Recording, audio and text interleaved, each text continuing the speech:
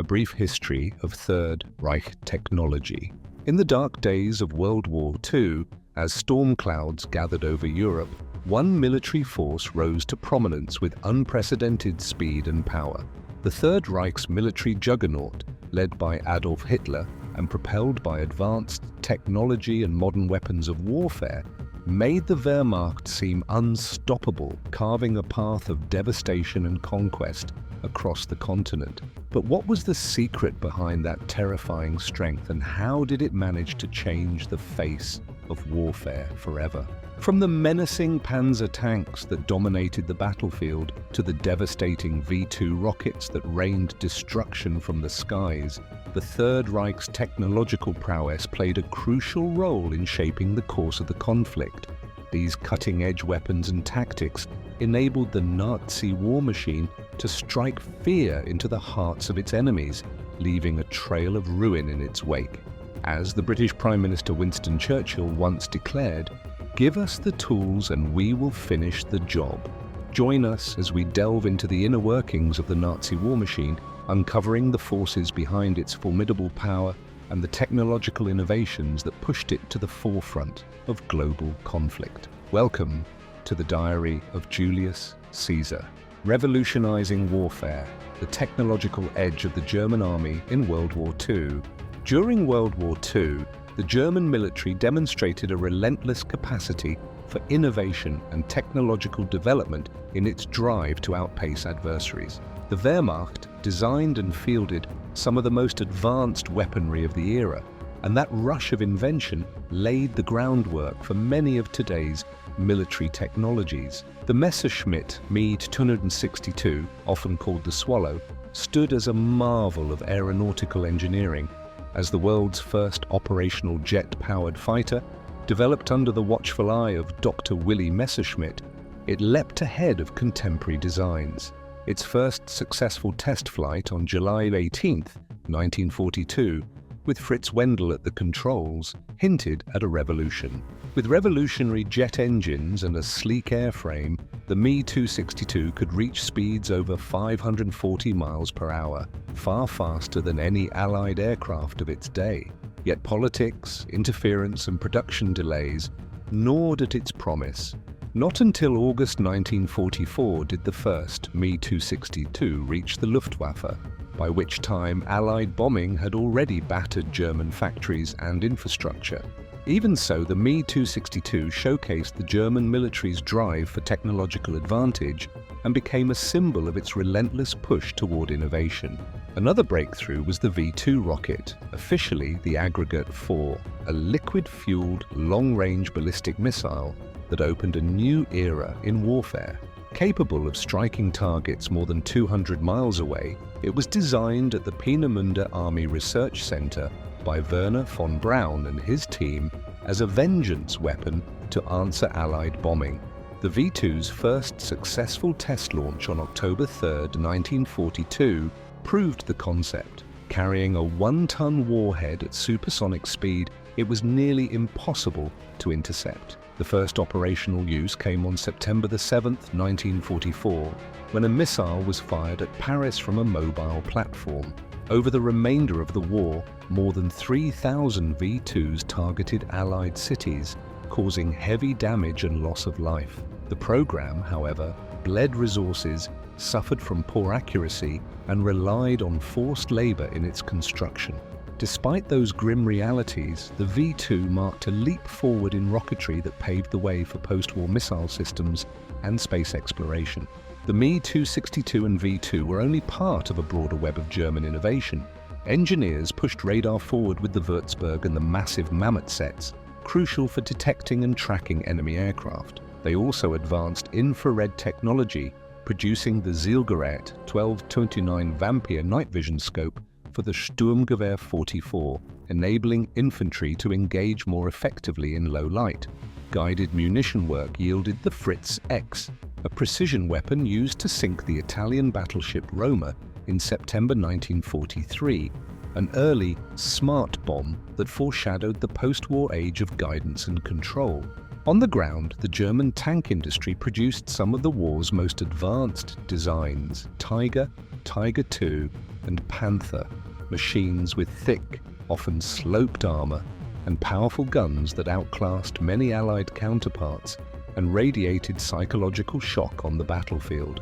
They also fielded the world's first operational assault gun, the Sturmgeschütz III, which started as close support armor and evolved into a deadly tank destroyer thanks to its low profile and to potent main gun. Beyond hardware, the Germans innovated in tactics and navigation, deploying radio systems like Knickebein along with X-Gerät and Y-Gerät to guide bombers to targets in poor visibility and at night, ancestors of modern satellite-aided navigation that enabled the Luftwaffe to execute more accurate raids during the Blitz. The Iron Titans, impact of German panzer tanks in World War II. The Panzer story began in the 1930s as the Weimar Republic, and later Nazi Germany, pursued a new generation of armored vehicles. Heinz Guderian, a visionary officer and primary architect of the German tank arm, championed speed, mobility, and tight communications. He pressed for tanks to be integrated into a combined arms doctrine, laying the foundation for Blitzkrieg. In the early war years, Panzers, such as the Panzer II, III, and IV, drove the invasions of Poland, France, and the Soviet Union. These early models were not the heaviest or most powerful, but they were employed with speed, coordination, and precision. The Panzer IV, in particular, became the workhorse of German armored forces and received iterative upgrades throughout the war. Then came the shock of Operation Barbarossa in 1941, when German units met the Soviet T-34. Its sloped armor, mobility, and hard-hitting gun challenged existing panzer designs and forced a rethink. The German answer arrived in the form of two icons, the Tiger and the Panther. The Tiger I, Panzerkampfwagen 6, Tiger Oswent E, was a heavy tank built to dominate, with thick armor and the fearsome 88mm gun. First committed on the Eastern Front in 1942, the Tiger I gained a fearsome reputation. Michael Wittmann, one of the most celebrated tank commanders, turned the Tiger into legend with audacious battlefield performances. But the Tiger carried burdens, tremendous weight that strained mobility and logistics, and mechanical complexity that was difficult to sustain. The response to those limits was the Tiger D2, King Tiger, boasting even thicker armor and an even more powerful 88mm gun. Entering service late and built in limited numbers, it was among the most heavily armored tanks of the war and projected outsized psychological force whenever it appeared. In parallel, the Panther, Panzerkampfwagen 5, emerged as a direct response to the T-34, blending strengths from both sides: sloped armor, excellent mobility, and a high-velocity 75mm gun. Considered by many the best all-around tank of the conflict, it debuted at Kursk in 1943 and went on to fight across all major fronts, from offensive spearheads to stalwart defensive roles. The Panther also starred in a daring deception during the Battle of the Bulge in 1944, when some were disguised as American M10 tank destroyers to sow confusion. Ersatz M10s that sparked a temporary panic and forced Allied units to advance more cautiously. Even so, no armored brilliance could reverse the strategic tide. As Allied forces closed from east and west, Germany struggled to sustain production. Raw materials, fuel, and skilled labor dwindled, and Allied bombing ravaged the industrial base. Tiger and Panther production simply could not match the mass output of Soviet and American factories. The legacy of the Panzer, however, outlasted the regime that built it. German doctrine and design principles reshaped tank warfare after 1945. Guderian's combined arms vision, with armor at the core, became the model for modern armored combat. Lessons drawn from Tiger and Panther influenced post-war tanks worldwide. The emphasis on balancing firepower, protection, and mobility, so clearly expressed by the Panther, became a cornerstone of tank design, echoed in icons like the American M60, the Soviet T-54-55, and the British Centurion. the birth and execution of the Blitzkrieg strategy in WWII. Blitzkrieg, lightning war, redefined the early war image of the Wehrmacht. Shaped by innovative minds like Heinz Guderian and Erich von Manstein, it prioritized speed, surprise, and concentrated mechanized force to deliver rapid, shattering blows. The concept took root in the interwar years as German officers studied World War I's stagnant trench warfare and sought a way around it. Drawing on British thinkers B.H. Liddell-Hart and J.F.C. Fuller, Guderian and his peers envisioned mobile operations that fused tanks, infantry, artillery, and air power into a single, fluid instrument. Break through, roll deep, encircle, and collapse the enemy from within. The first full test came with the invasion of Poland in September 1939.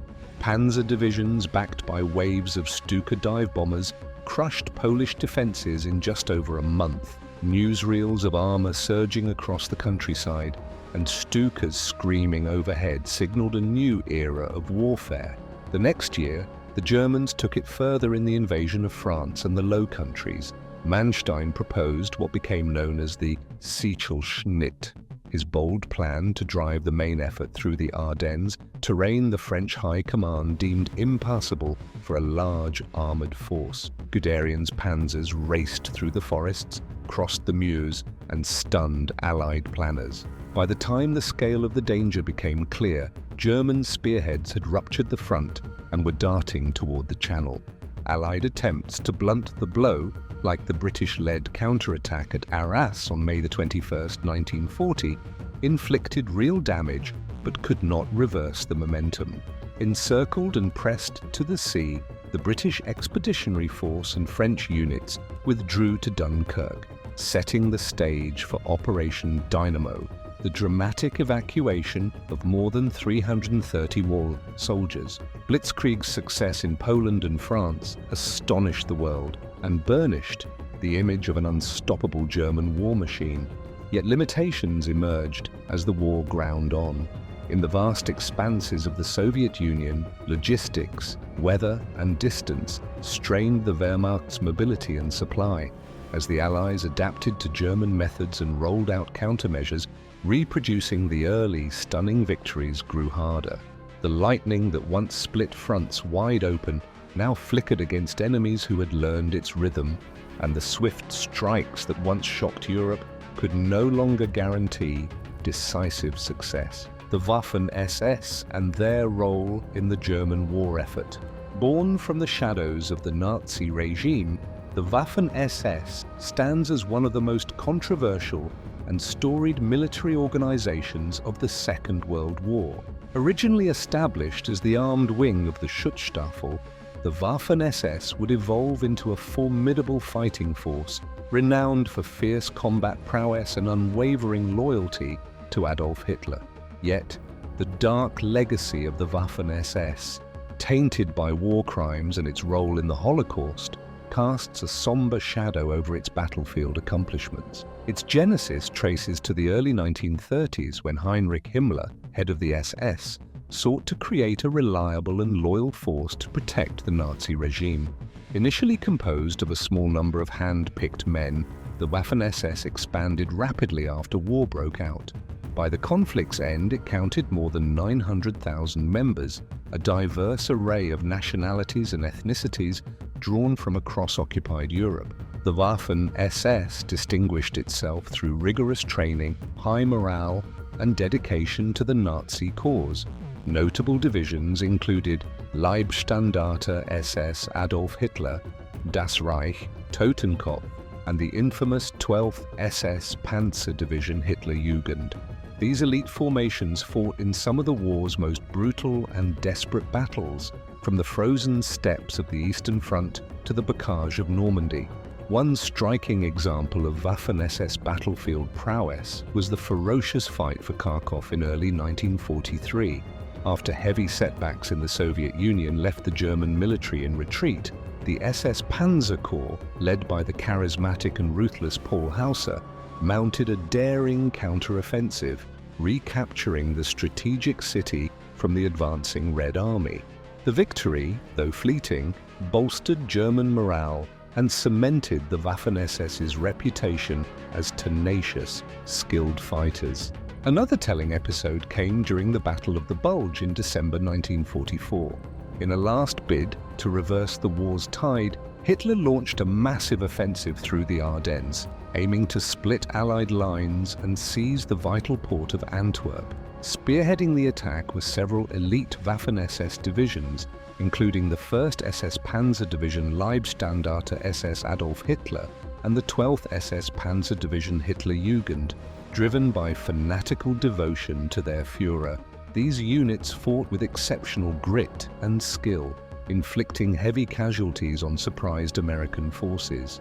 Yet the Waffen-SS's reputation for battlefield prowess cannot be separated from the atrocities committed by its members. In June 1944, the 12th SS Panzer Division Hitlerjugend, under Kurt Meyer, perpetrated one of the Western Front's most notorious war crimes, the massacre of Canadian prisoners of war at the Abbey of Ardennes in Normandy.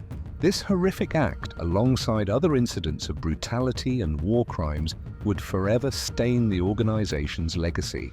As the Third Reich crumbled, the Waffen-SS was called upon to defend the collapsing regime from advancing Allied forces. In the Battle of Berlin, the last desperate stand of the German military, remnants of the once proud formations fought to the bitter end, displaying a grim, fanatical devotion even in the face of certain defeat.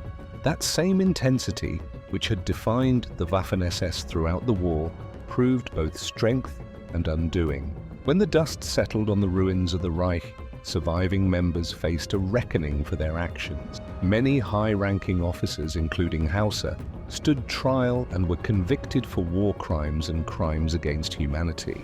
In the years that followed, the full extent of the Waffen-SS's involvement in the Holocaust and other atrocities came to light, casting a dark pall over its battlefield achievements, the U-boat campaign and the Battle for the Atlantic.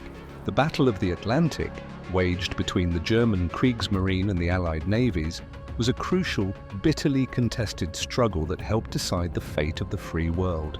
At its heart were U-boats, menacing underwater predators that stalked Atlantic shipping lanes to sever the lifelines sustaining the beleaguered British Isles. The tale of the U-boat campaign is one of courage, sacrifice, and technological gambits, as both sides scrambled for advantage in a titanic duel beneath the waves. Backbone of the German fleet was the Type 7, a versatile, robust submarine that proved a deadly menace to Allied shipping throughout the war. Armed with a potent load of torpedoes and a powerful deck gun, the Type 7 could shadow and sink even heavily defended convoys. At the helms of these undersea hunters were men like Otto Kretschmer and Günther Prien, U-boat aces, whose daring and lethal efficiency earned the admiration of comrades and the dread of enemies. The campaign reached its zenith during the Happy Time, from July 1940 to October 1941, when Wolfpack tactics inflicted heavy losses on Allied convoys, sinking millions of tons of vital war material and pushing Britain toward the brink of starvation. The words of Admiral Karl Dönitz, mastermind of the U-boat arm, echoed ominously in British minds. The only thing that will bring England to her knees is the cutting of her seaways. But the tide turned as the Allies fielded new technologies and tactics to counter the threat.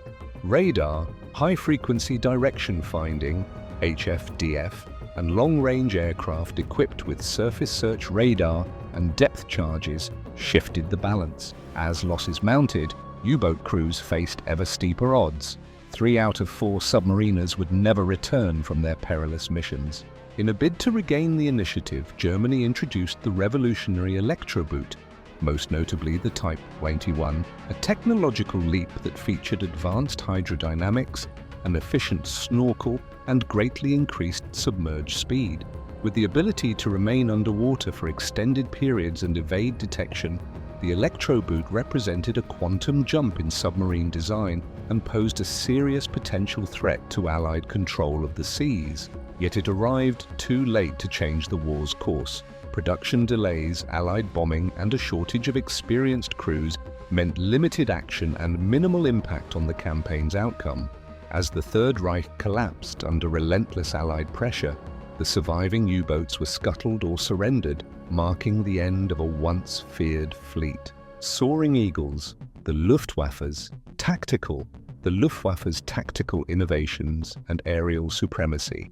As the clouds of war gathered over Europe in the late 1930s, the newly formed Luftwaffe, Germany's air force, emerged as a potent instrument of Nazi aggression. Under the watchful eye of Hermann Göring, it adopted a series of innovative tactics and cutting-edge aircraft that would transform aerial warfare and leave a lasting mark on aviation history. The story of the Luftwaffe's tactics is one of daring innovation, bitter struggle, and the indomitable spirit of the men who piloted the Third Reich's warplanes. The Stuka dive bomber, officially the Junkers Ju-87, became the embodiment of this approach. Engineered for pinpoint accuracy, its signature method was a steep, near-vertical dive that let pilots release their payloads with devastating precision. It was flown by men like Hans-Ulrich Rudel, the most decorated Luftwaffe pilot of the war, whose relentless attacks on Soviet tanks earned him the moniker the Eagle of the Eastern Front. The Stuka's effectiveness was amplified by its chilling psychological effect. Equipped with sirens dubbed Jericho trumpets, the bomber's piercing wail shattered enemy morale and spread panic across the battlefield. That blend of terror and accuracy made the Stuka a vital component of Blitzkrieg, as seen in the invasions of Poland, France, and the Soviet Union. Complementing the Stuka's ground attack role was the Luftwaffe's formidable fighter force, notably the Messerschmitt Bf 109 and the Focke-Wulf W190.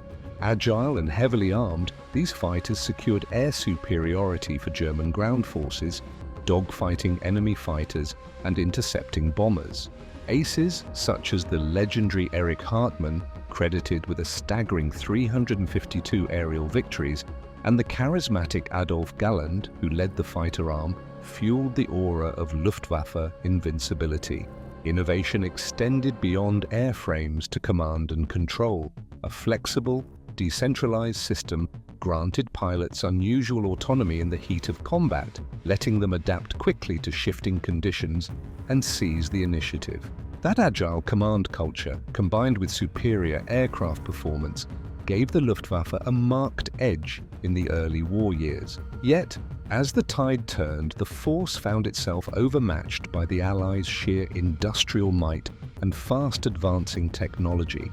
Even with the introduction of advanced aircraft like the Messerschmitt Me-262 jet fighter, the Luftwaffe could not halt the Allied air campaign that laid waste to German cities and crippled the Reich's war machine. The unsung heroes of German logistics and the Opel Blitz. The gears of war, the unsung heroes of German logistics and the Opel Blitz, kept the machinery of battle turning. Behind every victorious army stands an intricate network of supply lines, and the German army of World War II was no exception. Efficient logistics and innovative vehicles played a critical role in sustaining its fighting capacity. The tale of German logistics is one of ingenuity, adaptability, and the tireless work of those who kept the wheels moving under overwhelming pressure. Its roots reach back to the interwar period, when planners and engineers such as Erich von Manstein and Heinz Guderian devised strategies for rapidly mobilizing and deploying forces. That emphasis on speed and mobility shaped the design of transport vehicles tailored to modern mechanized warfare. Chief among them was the Opel Blitz, a light truck that formed the backbone of Wehrmacht logistical operations. Capable of hauling everything from ammunition and fuel to troops and general supplies, the Blitz proved its worth in countless roles and earned the nickname Workhorse of the Wehrmacht. Its rugged construction and strong engine let it traverse punishing terrain, making it indispensable on the Eastern Front's mud and snow and in North Africa's deserts. With supply lines stretching across thousands of miles, the Blitz's role in maintaining combat power cannot be overstated. It ensured frontline units received what they needed to keep fighting. Versatility made it even more valuable. The Opel Blitz was readily adapted into mobile workshops, field kitchens, and radio communication vehicles, multiplying its utility on the battlefield. German logisticians also augmented capacity by pressing captured enemy vehicles into service, a pragmatic approach that helped them meet shifting demands and exploit every available resource. As the war dragged on, however, the network began to fray. Relentless attrition on the Eastern Front, compounded by Allied bombing, hammered supply routes and depots. Shortages of fuel and spare parts became crippling, making it increasingly difficult to keep tanks and aircraft operational against mounting odds. In the end, even German ingenuity could not overcome the sheer scale of the challenge. The Soviet Red Army's inexorable advance and the Allies pounding from the air brought the once mighty Wehrmacht to its knees. Its supply lines stretched to the breaking point, its fighting capacity depleted. Cryptic battles and the secrets of the Enigma machine. In the shadowy world of espionage and intelligence, secure communication can mean the difference between victory and defeat. During World War II, the German military staked its secrets on a remarkable device, the Enigma machine.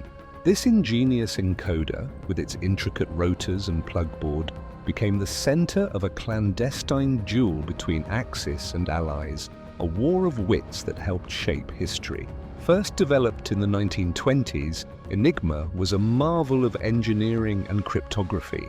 At its core sat a series of interchangeable rotors that transformed plain letters into ciphers, rendering messages unreadable to anyone without the correct keys.